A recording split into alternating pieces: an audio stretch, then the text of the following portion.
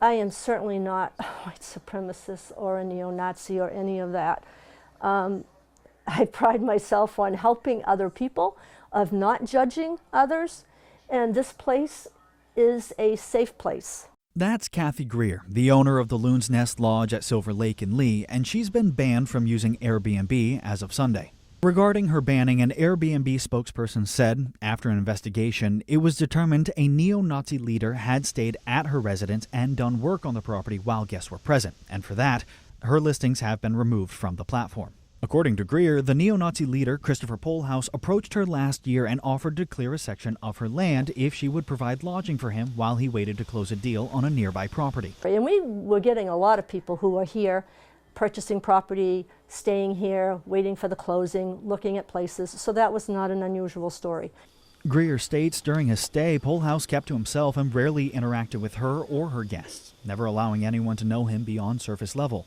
Greer says when she started to see news articles about Pohlhaus in a local publication, she was worried that the young man who had cleared her property was being misrepresented. Greer says she was still unaware of his extremist ideology when she sent the letter to the editor of the Lincoln newspaper, stating people should make sure they have the full story about Pohlhaus. Greer says she didn't learn the full scope of Pohlhaus's racist views until she was recently approached by the FBI. So the FBI said, well, he said, you know, in his travels, they found some neo-Nazi papers. And I'm like, oh. However, Greer knew enough about Pohlhaus's personal life to cite the incident where he was banned from the Bangor Planet Fitness because of his visible swastika tattoo, stating in her letter, quote, "In my world, I would have spoken with Chris and asked him to either change his shirt or leave, and when he returned, we should not be able to see that." She also goes on in the letter to justify Pohlhaus's use of the swastika, citing uses in other cultures.